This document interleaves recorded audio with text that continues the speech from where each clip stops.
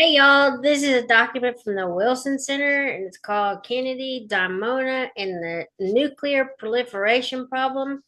Um, so it seems that Israel started putting together this nuclear plant, but they were saying it was going to be like for energy, and then it may have already been proliferating plutoniums for weapons grade, or they were working towards that. It's like that's what it seems like. Because right here at the end, it says of the Dimona project, either by the prime minister or by Israeli scientists, was a cover story and deceptive by nature. So they were already working on it back in the 60s. So, anyway, so the second visit, the AEC or Atomic Energy Commission visit and the Ben Gurion Kennedy meeting helped clear the air a bit, but the very view embodied in the NIE shaped U.S. perceptions of the Dimona project. The Kennedy administration held to its convictions that it was necessary to monitor Dimona not only to resolve American concerns about nuclear proliferation, but also to calm general anxieties about an Israeli nuclear threat. In this context, the United States did not want to continue to be the only country that guaranteed the peaceful nature of Dimona to the Arab countries. Hence, during the months after the meeting, State Department officials tried to follow up President Kennedy's interest in having scientists from neutral nations, such as Sweden, visit the Dimona plants. The British also favored such ideas, but they sought U.S. pressure to induce the Israelis to accept inspection visits by the International Atomic Energy Agency. The Kennedy administration believed that the IAEA inspections of Dimona were a valid long term goal, but recognized that a second visit by U.S. scientists was necessary if a visit by neutrals could not be arranged. The talks with the Swedes did not pan out. By June of 1962, the Kennedy administration decided to undertake the responsibility once more. On 26th of September 1962, after repeated requests over several months, a second American visit to Dimona finally took place. Until recently, little was known about that visit, except that Ambassador Walworth Barber referred to it as an unduly restricted, hold on, referred to it as unduly restricted to no more than 45 minutes. Also, the late Professor Yuval Neiman, at the time, serving as the scientific director of the Sorek Nuclear Research Center and the official host of the American AEC visitors, was cited in Israel and the Bomb to the effect that the visit was deliberate trick. The word trick was used but was not cited in the book.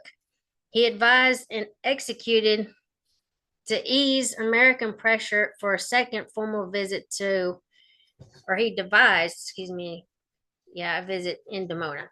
This collection includes archival material that sheds light on the second visit. The key document is a memo written on 27th of December 1962 by a deputy director of the Bureau of Near Eastern Affairs, Roger Davies, to Assistant Secretary Talbot on the September visit. It was hiding in plain sight in a microfilm supplement to the State Department Historical Series, Foreign Relations of the United States. The memo narrated the improvised circumstances of the visit, which fit well with the way Neiman told the story in the late 1990s.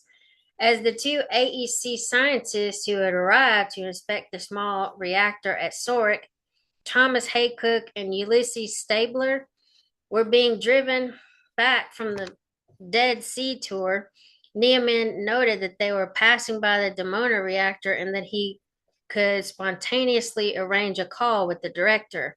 Notably, Stabler was among the two AEC scientists who had visited Dimona in May of 1961, so he must have met Director Pratt It turned out that the director was not there, but the chief engineers gave them a 40-minute tour of the reactor. The 27th December document reveals that the circumstances of the tour made the AEC visitors feel a little awkward, not certain whether they were guests of their scientist host or on an inspection. They did not see the complete installation, nor did they enter all the buildings they saw, but they believed that what they saw confirmed that Dimona was a research reactor, not a production reactor, and that from their point of view made the visit worthwhile and satisfactory. The memo also notes that the AEC scientists were presented with the option to come back to the site to complete the visit the next morning, but because that would have forced a 4-day layover, they declined the offer.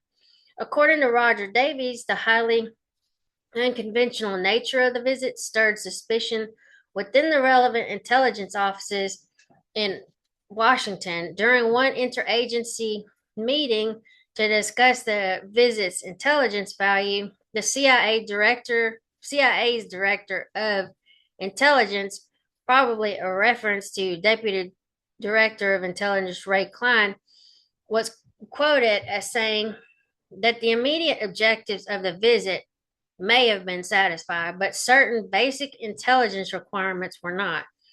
It was also observed that there were certain inconsistencies between the first and second inspection reports insofar as the usages attributed to some equipment was concerned.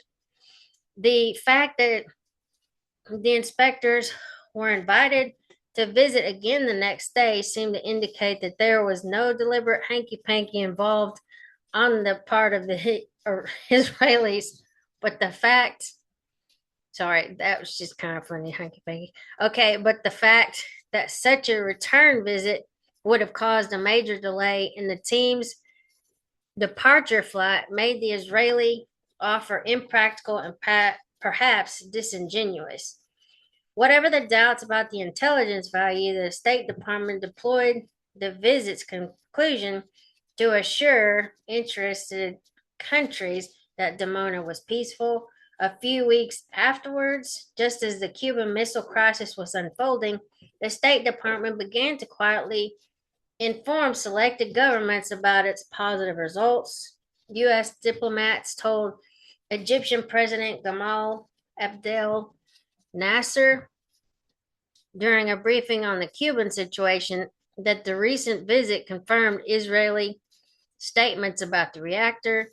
The British and Canadians were also told similar things about the recent brief visit to Dimona without explaining what had made it so short. By the end of October, the department had sent a fuller statement to various embassies. Davies' memorandum cites a formal report dated October 12, 1962, prepared by the AEC team about their visit, but the report was not attached to the memorandum found in State Department files. Unfortunately, except for the 1961 visit report, the Department of Energy has been unable to locate the 1962 report or other such reports from the following years. We'll go through some of these at a later time.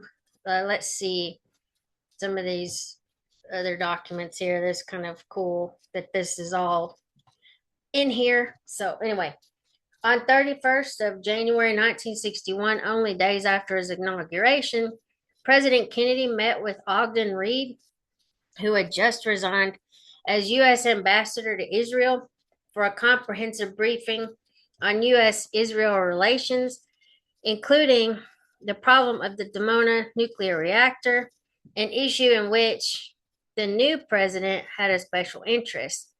To help prepare the president for the meeting, Secretary of State Dean Rusk signed off on a briefing paper which contained also a detailed chronology of the discovery of the Dimona reactor and which reviewed the problems raised by the secret atomic project as well as U.S. interest in sending scientists there to determine whether there was a proliferation risk. In their 45-minute meeting, Ambassador Reed told President Kennedy that he believed the U.S. can accept at face value Ben Gurion's assurance that the reactor is to be devoted to peaceful purposes and that a visit to Dimona by a qualified American scientist could be arranged if it is done on a secret basis. So there's so many documents in here that I want to go through sometime. Like I said, so concerned about a recent visit to Cairo by Soviet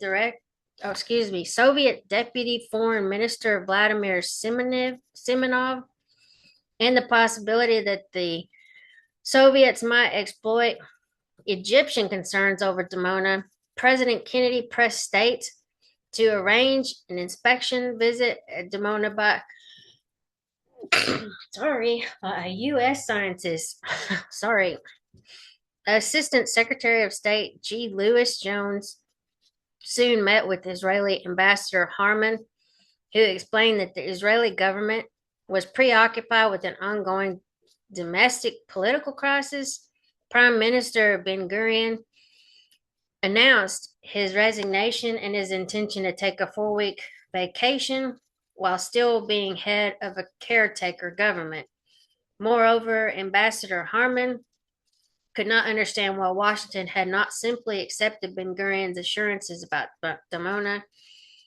Jones responded that suspicions remained and that as a close friend, Israel needed to help allay them. After informing Kennedy about the Harman Jones conversation, Secretary of State Rusk had his own meeting with Harman, where he also raised the desirability of a visit, noting that Israeli candor was important to the state of the U.S.-Israeli relationship. During that conversation, as well as another with National Security Advisor McGeorge Bundy, Harman disparaged Dimona's importance, arguing that its existence had leaked out unnecessarily, but Bundy emphasized legitimate Arab concern about the Israeli nuclear project. It is interesting to note that in internal American documents, the references is always to an inspection, but when the issue was discussed with Israeli diplomats, U.S. officials avoided raising their hackles by always referring to a visit.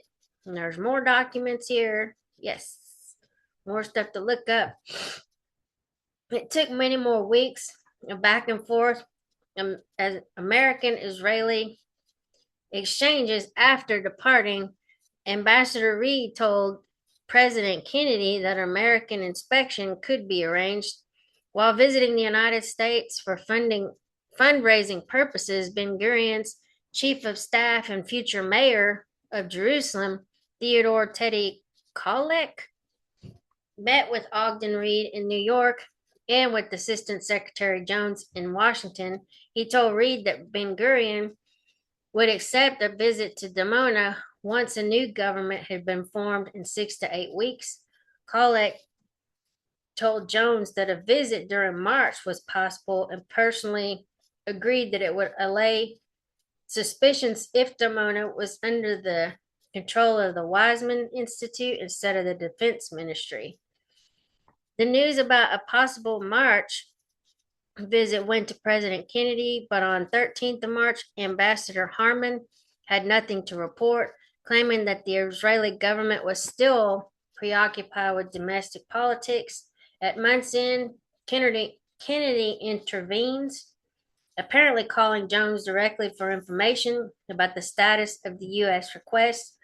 Following up, Jones called in Ambassador Harman for an update, noting Kennedy's keen interest in the matter and the importance of Israel removing any shadow of doubt about the purpose of Dimona. Harman had no news, but believed that nothing will be resolved until Passover ended on 10th of April. A chronology that Rusk attached to his memo to Kennedy indicated that the State Department had been asking about the visit at approximately weekly intervals. By early April, Ben Gurion realized he no longer could postpone the American visit to Dimona. His diary revealed that he was persuaded by White House Special Counsel Mike Feldman and Kennedy political ally Abraham Feinberg, who was involved in fundraising for Dimona, that a meeting between him and Kennedy in return for an American visit at Dimona could save the nuclear project. On 10th of April, Ambassador Harmon finally told Jones and Philip Farley, the special assistant to the Secretary of State for Atomic Energy and Outer Space Matters, that Israel was formally inviting a U.S. scientist to visit the Dimona complex during the week of 15th of May, but that the visit would be secret, or should be secret. Jones and Farley agreed that the visit should not be publicized, but worried that secrecy could be counterproductive. As Jones explained to Rusk the next day, it seems to us to defeat the objective of establishing that the reactor is a normal civilian atomic project if extreme measures of secrecy are taken in connection with the visit. Jones also informed Rusk that the Atomic Energy Commission had selected two of its scientists to make the visit.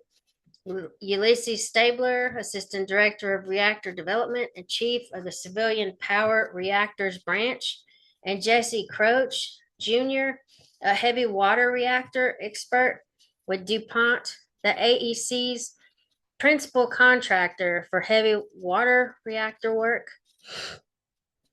Jones wrote a briefing paper to help Rusk prepare to speak with Harmon about the Dimona invitation, but the only record of their meeting that had surfaced publicly is the part of the conversation concerning Ben-Gurion's request for a meeting with President Kennedy, possibly as early as the week of April 23rd. Rusk responded that he would pass on the request to the president, but expressed his doubts as the president's schedule was already full until the first week of June. Wow, there's a lot of documents. Can't wait. Okay. Israel kept pushing the necessity for secrecy, but Washington insisted that a quiet visit was enough to keep Croce and Stabler out of the spotlight. Moreover, the Kennedy administration wanted to be able to inform allies such as the British about the visit's findings, while the Israelis wanted Washington to agree to push the visit back until after the Ben-Gurion Kennedy meeting. The State Department, under instructions from the White House, refused to change the schedule. The administration wanted the visit to occur before Kennedy met with Ben-Gurion so that the findings could be fully assessed. The State Department was determined to meet the goal, as was evident from the preparations for a meeting with the inspectors. The second-ranking diplomat at the Israeli embassy, Mordecai, it's like in the Bible. Okay, Mordecai Gazit, raised questions to Philip Farley about the real purpose of the U.S. visit to Dimona, justifying the secrecy as protection for suppliers against the Arab boycott of Israel. Gazit argued that it would be years before the reactor could have any military potential, and in any event, Israel needed whatever means it could find to defend itself.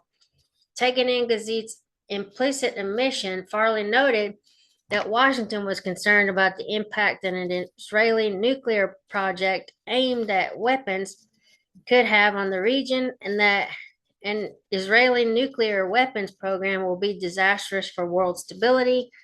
I could not see how Israel could long expect to have nuclear weapons without its enemies also getting them in some way. Once there